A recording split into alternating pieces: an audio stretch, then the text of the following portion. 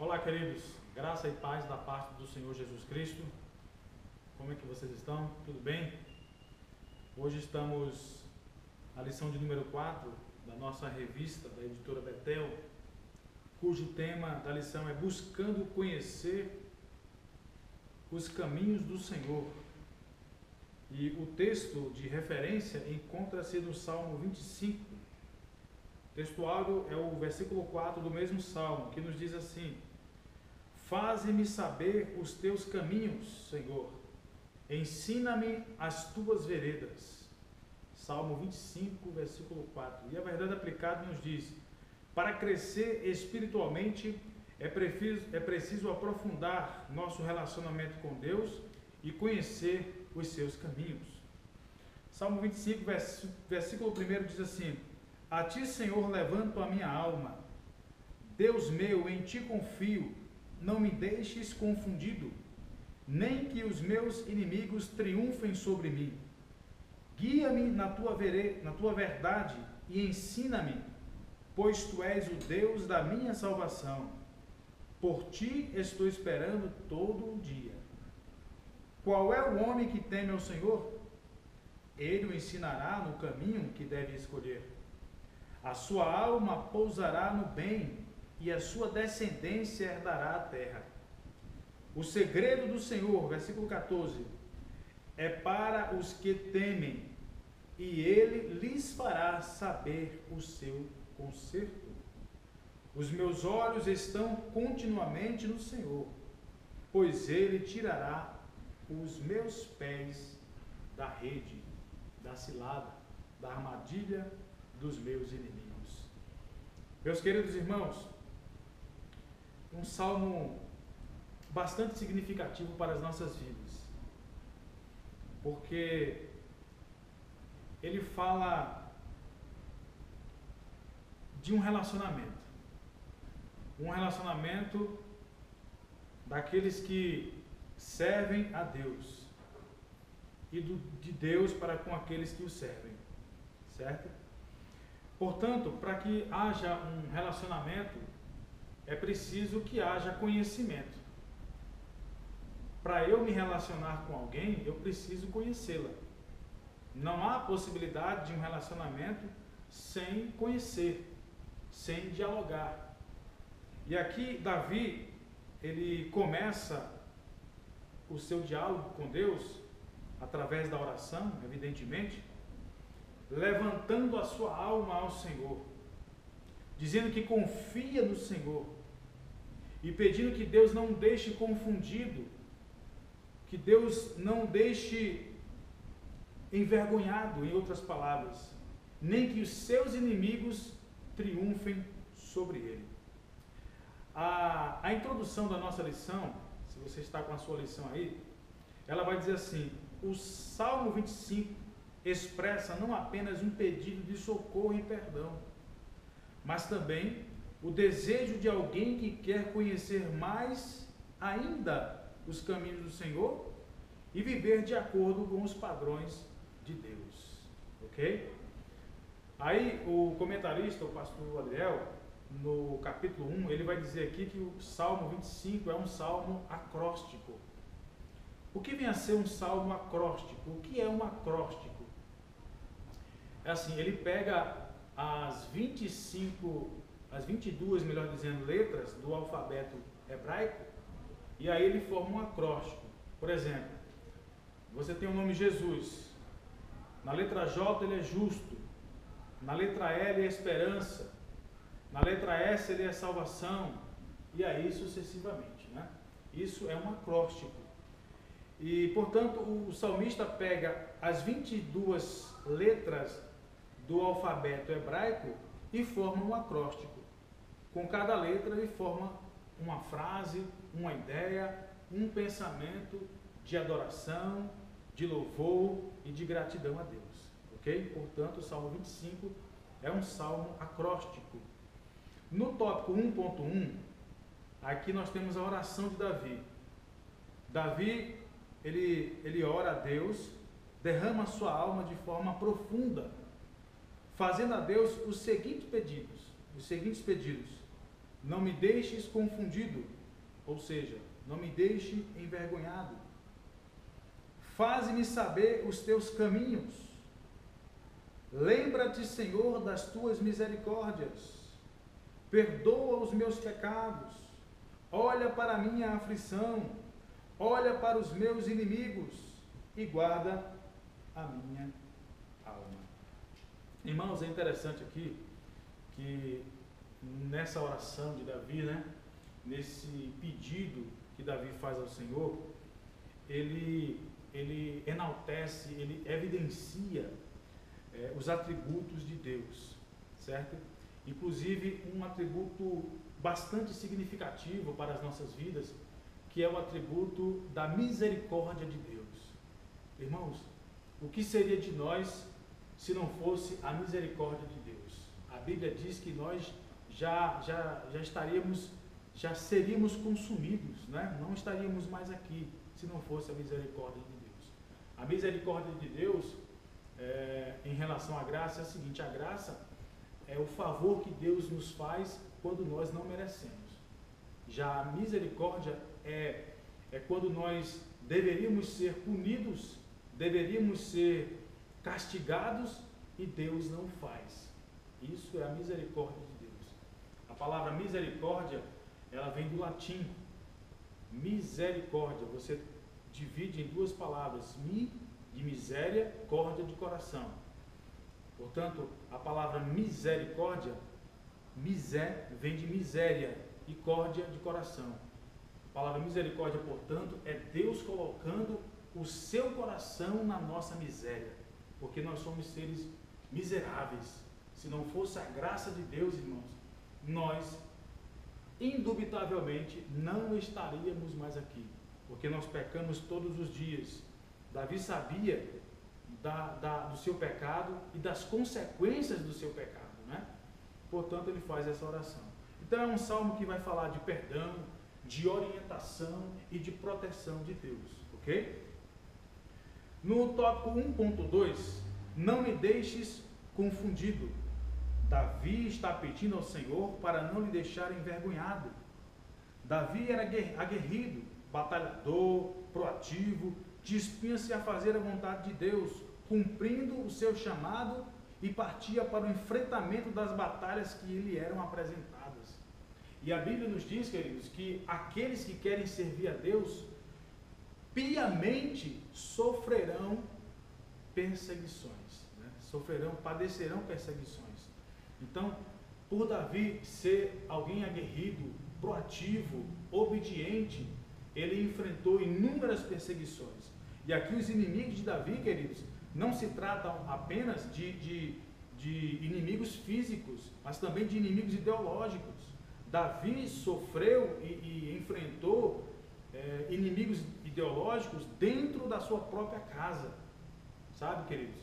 E uma coisa muito relevante que nós podemos ressaltar aqui nesse momento é que no mundo em que nós vivemos, de tantas traições, de tantas frustrações, de tantas decepções, em relação ao outro, em relação às pessoas, Davi aqui ele fala que o Senhor não o deixará confundido.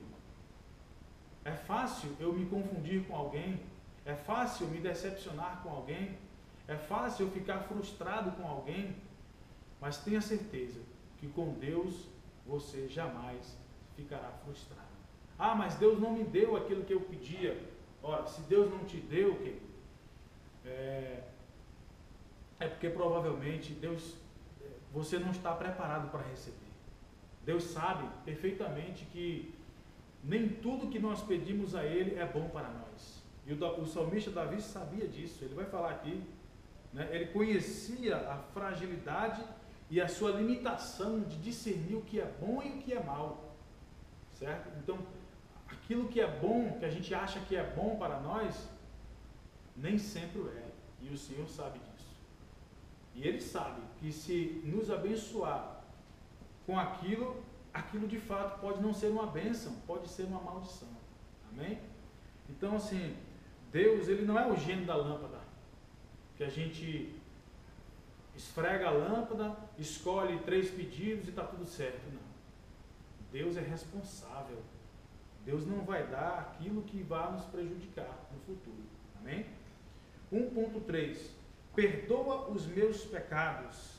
Davi pede ao Senhor que não se lembre dos seus pecados, dos pecados da sua mocidade. O homem tem plena facilidade de transgredir a lei de Deus, certo? Aqui não é que Deus vá se esquecer ou vá se lembrar, né? Deus não é como nós. Isso aqui é uma linguagem antropopática, é uma linguagem humana, não é? É como se Davi quisesse dizer assim, que não lembrar, é como se Davi quisesse dizer que Deus verdadeiramente conhece as nossas mazelas, nossas misérias, e não nos trate, Senhor, não me trate como eu mereço ser tratado, mais ou menos isso, não me trate como eu mereço ser tratado, mas pela tua misericórdia, né? Então, portanto, ele fala, não se lembre dos pecados da minha mocidade, porque já pensou, queridos, a gente peca todo santo dia, através de palavras, pensamentos e obras, né? Eu vou correr aqui porque eu não quero tomar o tempo. Capítulo 2, o desejo e reconhecimento do salmista. Davi declara, faze-me saber os teus caminhos. Vamos nessa declaração. Davi pedindo o direcionamento da parte de Deus, o que é reforçado no versículo ou no verso 15. Os meus olhos estão continuamente no Senhor. É impressionante a consciência de Davi. Sabia da sua fragilidade e limitação de discernir o que é bom e o que é mal, né? Aliás, de não discernir, e precisava da orientação de Deus. Aí o 2.1, a vontade de ser guiado pelo Senhor. Aí Davi vai expressar aqui, né? Ensina-me nas tuas veredas, andar conforme os teus estatutos, ok? Em outro momento, Davi, em outro salmo, ele fala sobre a palavra de Deus, que é lâmpada para os seus pés e luz para o seu caminho, né? O desejo, a vontade de ser guiado pelo Senhor, sabe? Isso é uma prova incontestável de que de fato Davi era o homem segundo o coração de Deus. Alguém que desejava, que tinha o coração voltado para Deus, para conhecer a vontade de Deus, sabe? Isso é uma grande demonstração de amor. Quando você ama uma pessoa, você quer saber, você quer descobrir quais os meios de agradar essa pessoa, certo? E os meios de agradar ao Senhor é conhecendo a sua palavra. Por isso ele cita, lâmpada para os meus pés e luz para o meu caminho é a tua palavra, Senhor. Sabe, lâmpada para os pés. Eu não sei se você, provavelmente sim, já viajou de carro, já pegou a estrada à noite, rodovia, né, tudo escuro, você está com a luz do carro baixa, ali a visibilidade é limitada, é ali em volta, nas proximidades do veículo. Você joga a luz alta, o farol clareia quilômetros à sua frente, sabe? Então, é exatamente isso a palavra de Deus. Lâmpada para os meus pés, ela clareia o presente, o que está em minha volta, o que está acontecendo aqui e agora. Luz para o meu caminho, a palavra de Deus te mostra o que está adiante, o que virá, o que há de vir pela frente, sabe? Assim é a palavra de Deus. Amém, queridos? Então, a vontade de ser guiado pelo Senhor. Você tem o desejo de ser guiado pelo Senhor? Você ama o Senhor? Se você ama o Senhor, então você deve ansiar por conhecer a palavra dele. Amém? Capítulo 2.2, o desejo de ter intimidade com Deus. Então até marquei aqui falar sobre a oração que é o diálogo com Deus, né? Então não há como você ter intimidade com uma pessoa se você não tem um diálogo com ela. Para que você tenha intimidade, você precisa ter diálogo, conversar. E diálogo é uma via de mão dupla, né? Não é eu falo, você me escuta, não. Diálogo é eu falo, você me escuta, você fala e eu escuto. Isso é diálogo. E como é que se tem um diálogo com Deus? Através da oração e da leitura da sua palavra. Eu falo com Deus através da oração e Deus fala comigo através da sua palavra. Amém? Então esse era o desejo de Davi de ter uma intimidade com Deus. É impossível você ter uma intimidade sem diálogo. Amizade à distância é complicado, né? 2.3, o relacionamento de Deus, o reconhecimento que Deus é o seu Salvador. Davi reconhecia que Deus era ou é o seu Salvador. Tá? Muitas pessoas atribuem o seu sucesso, né?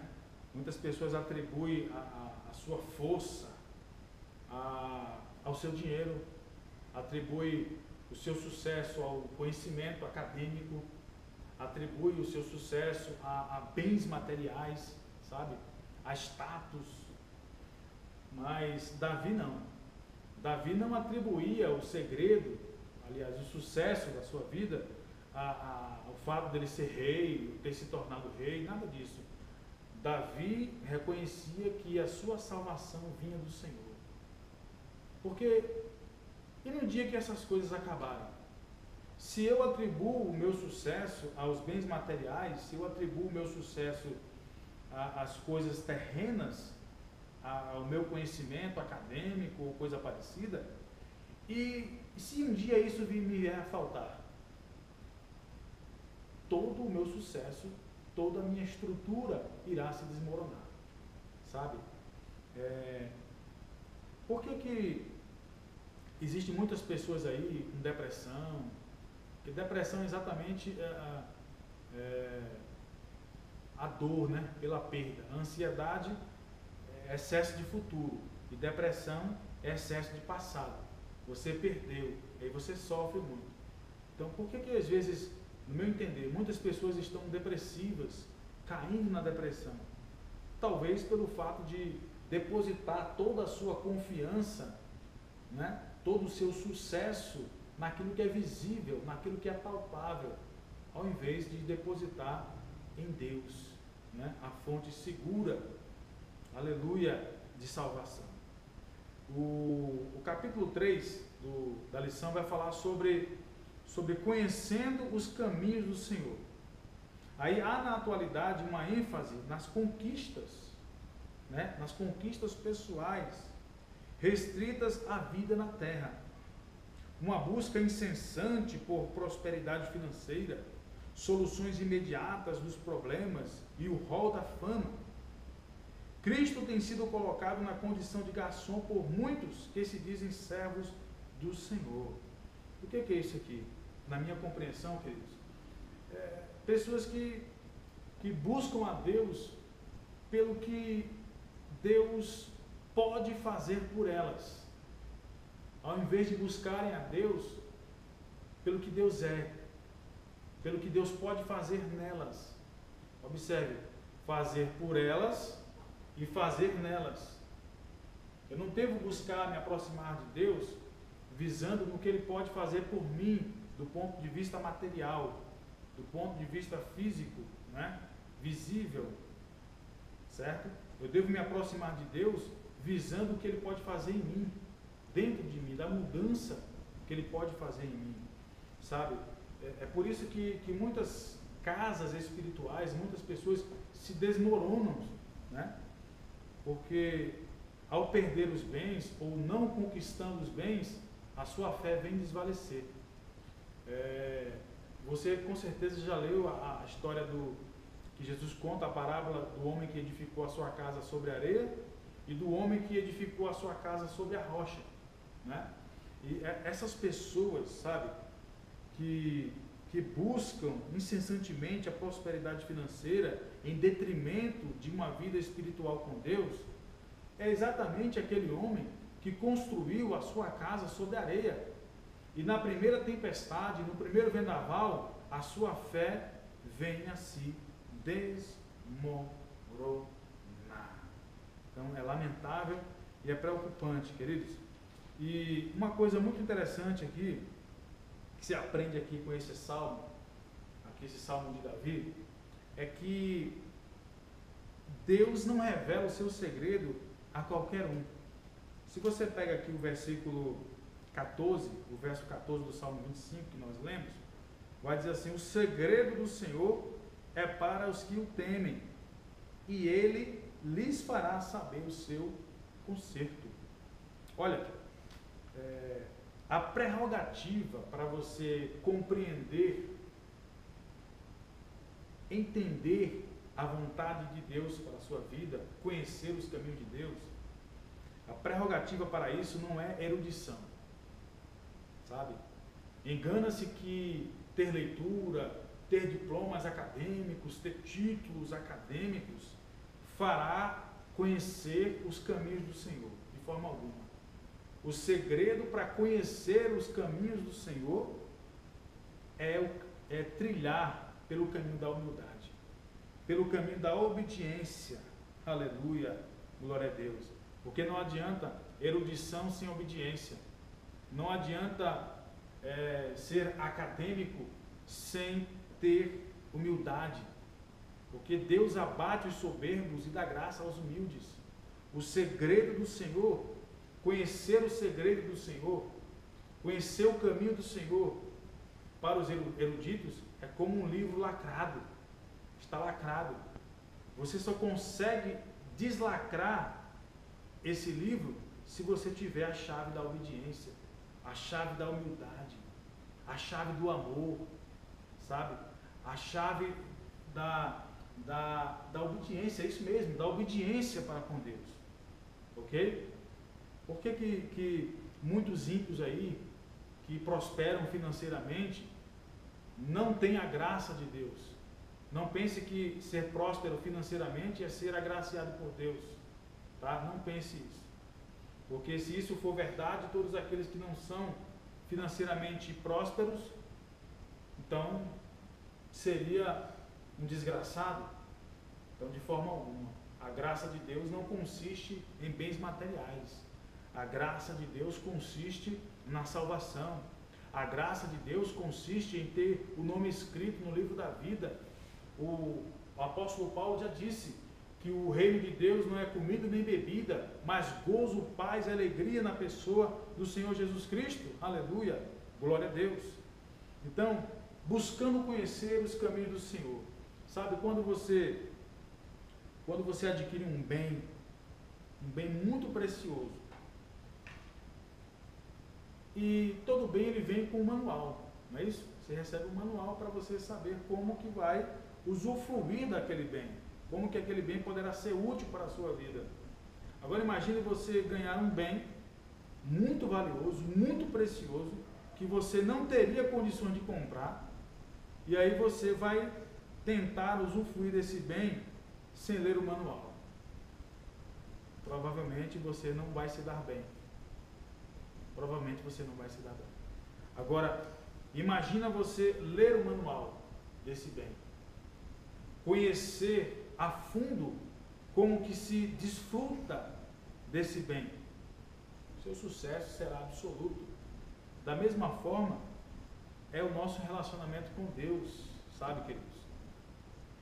Aqui está o manual de fé, de prática, para usufruir desse relacionamento com Deus, sabe?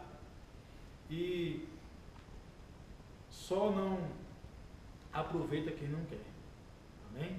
Só não aproveita quem não quer. Então aproveite, eu fico aqui com essas palavras. Eu espero que você tenha sido ricamente abençoado e contemplado aqui pela síntese dessa lição, né? Eu não quero fazer um vídeo longo porque fica cansativo, né? E as pessoas costumam não acompanhar até o fim. Mas eu quero fazer uma oração por você nesse momento e pedir a Deus que você permaneça firme, constante, abundante nos caminhos do Senhor, buscando conhecer a vontade de Deus para a sua vida. Quantos de nós somos frustrados, quebramos a cabeça, né?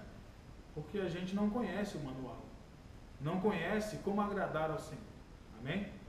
A conclusão da lição diz assim: os perigos e as dificuldades presentes na realidade da caminhada cristã não devem nos impedir de crescermos no conhecimento acerca dos caminhos do Senhor.